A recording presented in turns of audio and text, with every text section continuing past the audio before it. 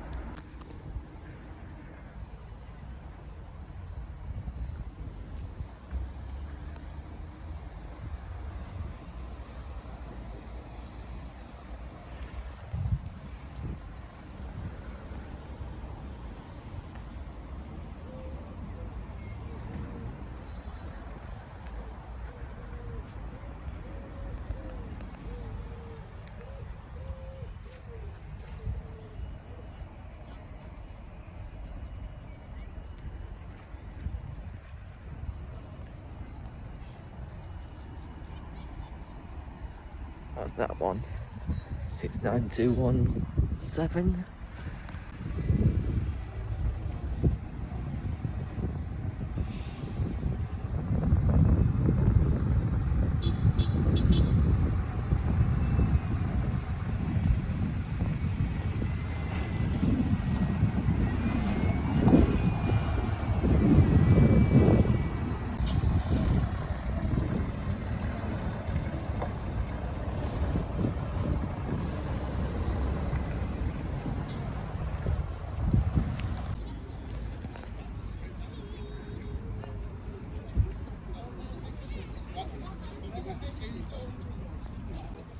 We're now managed to the open day. Behind me there's some many of Heritage buses there, and there's some wanted ones over there, the white buses, and there's one in Enviro 400, 200, and over here there's some heritage buses back in Doncaster years, and there's some Leeds electric, which is the special desk, and there's some Enviro 400 MMC here. Let's see some many buses and take some photos as I can.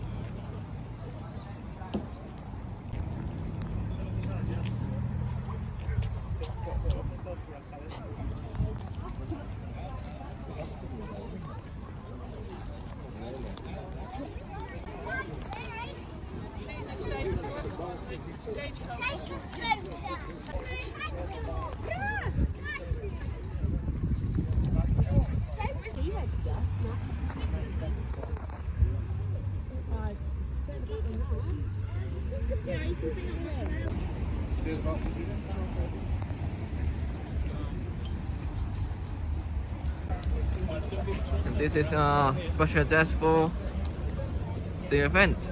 One of these new electric buses, which goes around Leeds on the 70 route.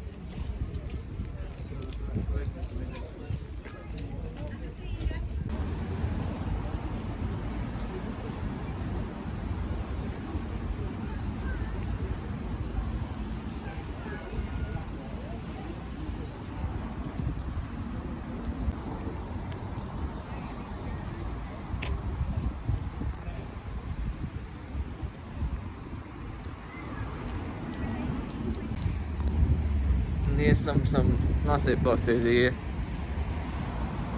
from Mainline.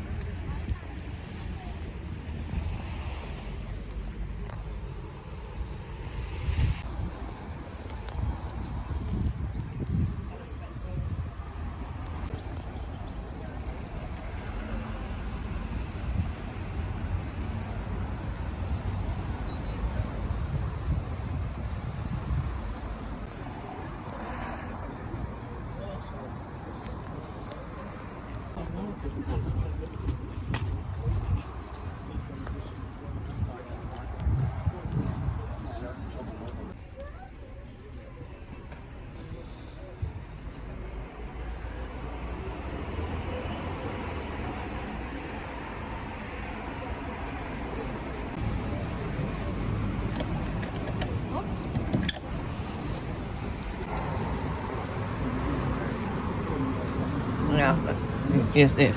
It's only been once. It's only been used once.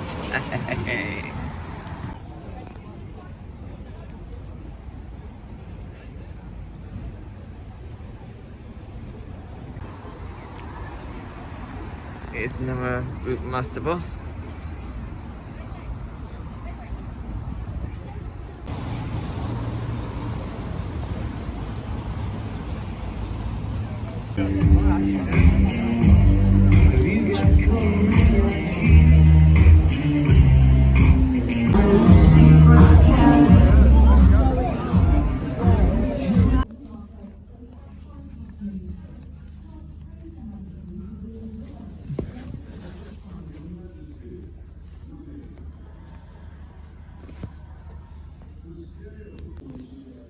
Right, I'm on this fully refurbished Gemini 2, which will be on 78 buses.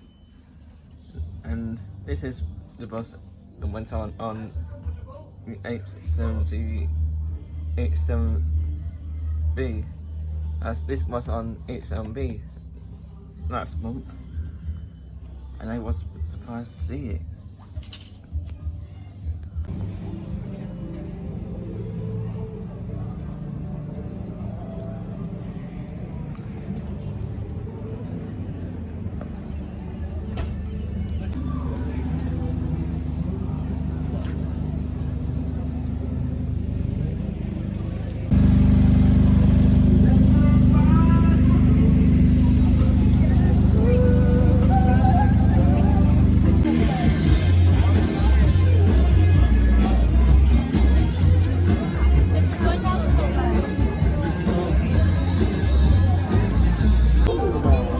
We're gonna try and get into the engineering workshop, and there's loads of Geminis and Eclipse here. There's loads of Geminis here. We've just been through the classic and then I head back up there after this. And head back up here after that. Alright, it's time to go in. How do we know if you're a volunteer or not? How do we know if you're a volunteer or not?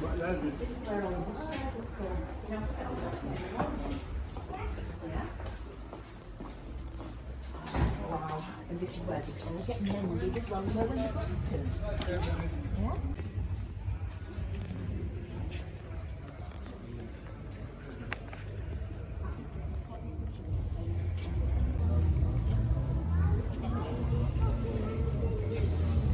So over here we've got the not fully finished Geminis. I'm not interested in that one at the end. Staff and all the vehicles, that's my main priority in my job. Just before we start, a few safety points. Please stick to all the walkways and don't wander off anywhere. Stick with us and the marshals at all times, because it is a dangerous working environment. It's dirty and dangerous.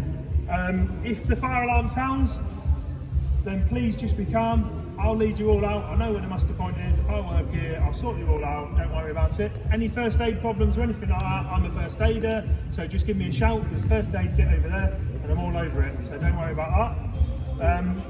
That's all the boring stuff out of the way, but the important stuff. So on with the tour. At Doncaster, we maintain 121 vehicles over the year. We do roughly 3 MOTs a week. And on average we do 6 inspections a day, and then we have all our running repairs on top of that. If we have a puncture, if we have an engine issue, an electrical issue, so it is a very busy working environment. There's buses in and out, there's engineers drilling, air tools go in. It's fast paced, but it's fun, and we love it here. So the first thing I want to show you is a B9 basically, but with the rear seats up. If you're not an enthusiast of buses and you're just a normal person, you might not realise that the engine sits behind them seats, and that's why it's raised at the back, and that is why it vibrates all the time when you're driving along, because it's trugging away trying to get you up the road. So what we're going to do is, if everybody filters on that bus, goes and has a good look, comes back off, and then we meet at this engine here, I'll tell you what kind of engine it is and run through that stuff. So jump on, don't be shy, fire to the back, have a good look, take some photos if you'd like. One of these every day. No, we was on a 3-2. What about this? These buses?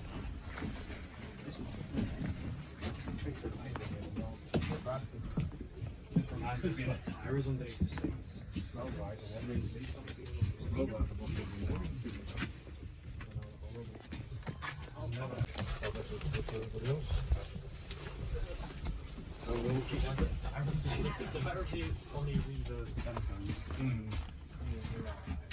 So what you've been looking at in there is a D9V engine. It is a 9.4 litre, 6-cylinder inline.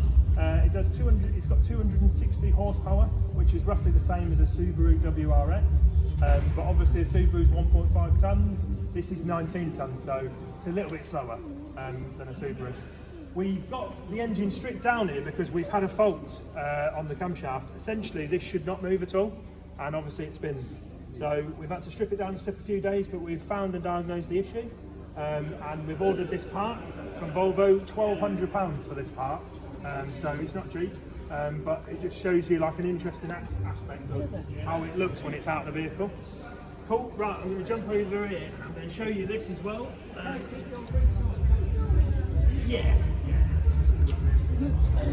Essentially, on this pipe here, however, the way they've manufactured this panel when they built the bus is they've bonded it physically on. So we've had to burn this panel off to get to the leak. So we do tend to get a few issues when it comes to that sort of side of it. And you can see your auxiliary tanks here, and this is actually the internal stairs, which is quite interesting to see. If you want to filter down there and have a look at the bus and everything, and take a photo, feel free to.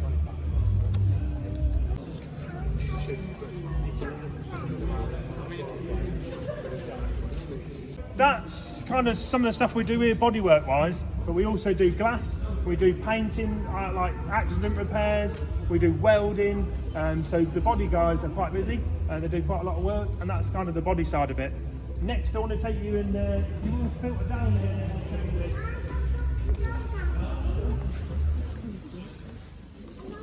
Can anyone guess what this is? Fuel tank.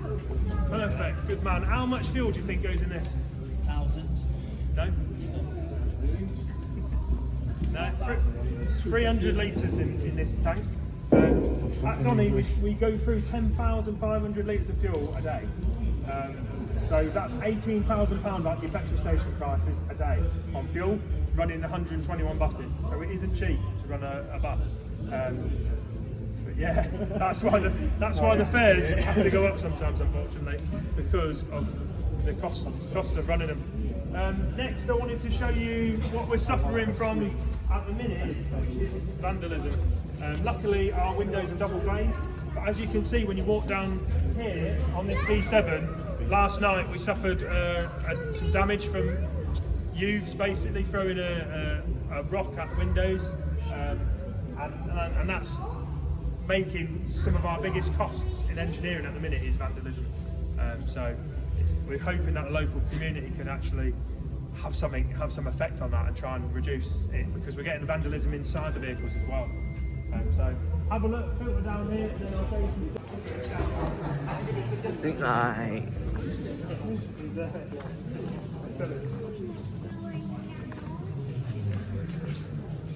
Next, guys, I wanted to talk to you about some of the tools. This reads the brain of the bus, essentially, and all the different components of the bus, the gearbox, the engine, have a brain inside them, and they all talk to the main brain and say, I'm all right, and they send signals, and then when they're not all right, the signal doesn't go, or the signal's corrupted, and then that then sends an engine warning light on the dash.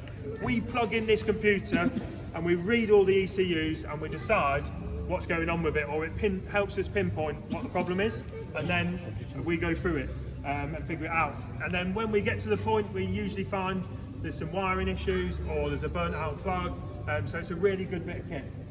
Next, this is the most important piece of equipment we've got in the workshop. These are our torque wrenches. At Doncaster, we change hundreds of tyres a week through flat tyres and just general wear and tear on vehicles, because they're doing 2,500 kilometres a day, so they do burn through some tyres.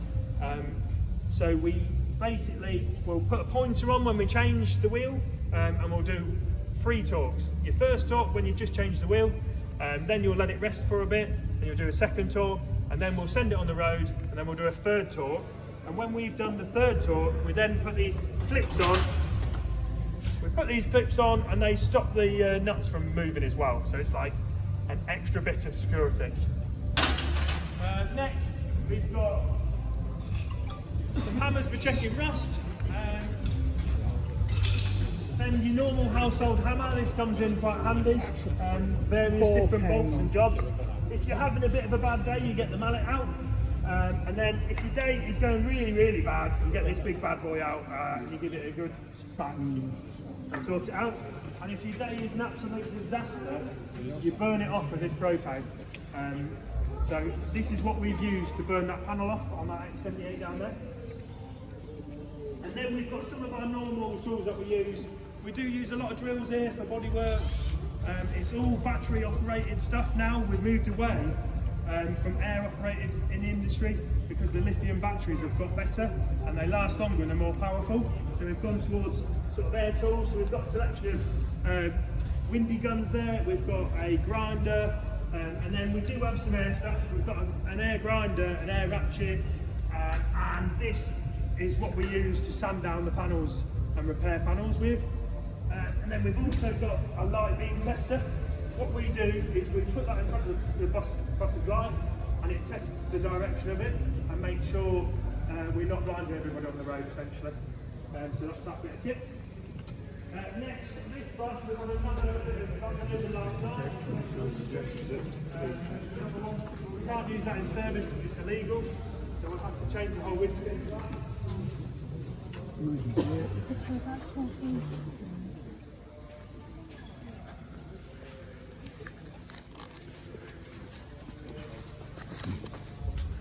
And then it is off a scrap bus, and essentially what we try and do is be environmentally friendly here, and we try and upcycle and recycle whatever we can. So we bring the engines back and we strip them down and do different bits and bobs and take different pieces of equipment. You've got your turbocharger there, so this is where your coolant pipes go on, your belts all sit there, all your electrics are around here on the engine, and it's obviously got the head off. Then we've got, caught on the engine. Then we've got a gear selector. You probably don't see this very often. This sits in the driver's cab. He selects whatever gear he wants, and it sends a signal to the automatic gearbox to drive or reverse. We've got a handbrake valve. Essentially, the driver puts handbrake on. This forces air to a spring brake actuator and locks the brakes on. We've got a compressor. This bad boy will charge air through the system to holding tanks underneath the bus. And that, when it gets to a certain pressure, the compressor will cut out, but you'll have all the pressure you need to brake.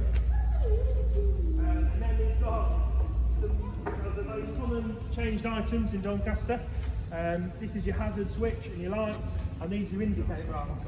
Drivers are fantastic people, but they are heavy-handed. So they tend to push these really hard and damage them, and they tend to drive and indicate round the corner like they're going round the corner, and they snap these off every now and again.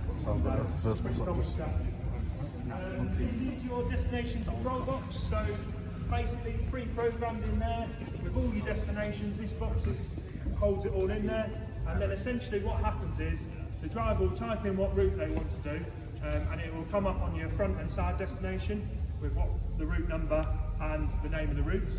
So quite an important bit of kit. And then this is your dash. Unlike your car, bus dashes come out quite easily. 4 bolts and then they unplug. But these are really important for compliance and DVSA because they've got a lot of data inside them. So we tend to send them off for repair, otherwise we have to get them reprogrammed. So handbrake kit. Next, we've got some big stuff. This is the gearbox, an automatic gearbox, which is a ZF Eco-Life gearbox with helical gears. Essentially tiny little gears inside, all bind together and like meet each other. And this type of gearbox with a helical design is really good for steadying, shifting through gears, and it's quite quiet, so it's a good box. It can also go from different vehicles, so it's quite good for us. We can use it because we've got different variants, obviously. So a good bit of kit, and all the electrics are pulled down. They're on the cooling system, so we don't tend to touch wood have too many problems with them. And then we've got an axle here. You've got your airbags there. You've got your discs, your caliper, and your wheels would bolt on the ends here, and then it's lifted up into the vehicle. All our repairs, we've put this up like that on the lifters, just to show people from outside of engineering how scary it is sometimes working underneath one of these. These lifters are absolutely solid, and if they fail, they lock into position. But we also put axle stands underneath, double, as like a second safety measure, just in case. But we don't tend to go through many issues. And also, all these components, it's quite interesting to see, they physically have to come down and out of the vehicle like that, on hydraulic jacks and forklifts and stuff like that. It's not like a HGV where you can tilt the cab and just lift it up and get it out. So it is quite difficult to work with on a bus, and you've got to be a special kind of person to really to work on a bus rather than a HGV, because HGVs are easier. So that's it. Any questions? That's kind of the end of all my waffling with you guys. But if there's any questions, I'm happy to answer them.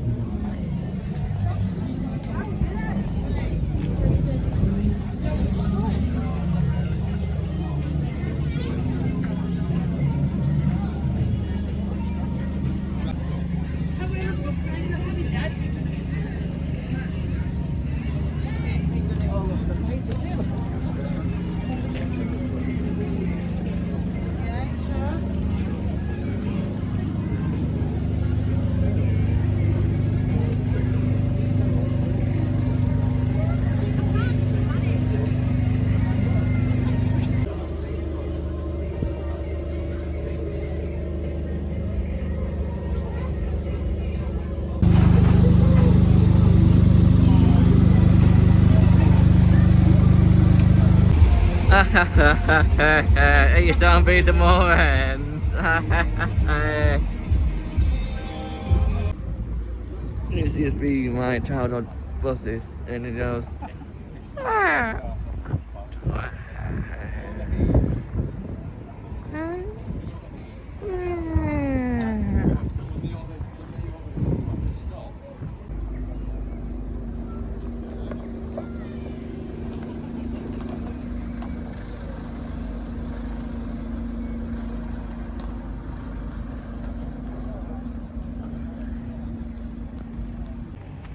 Right, it is time to go home now. I think it was a nice day out to see all different type of buses. And yeah, hopefully we'll see some buses again soon. I just missed one of my childhood buses, and that one.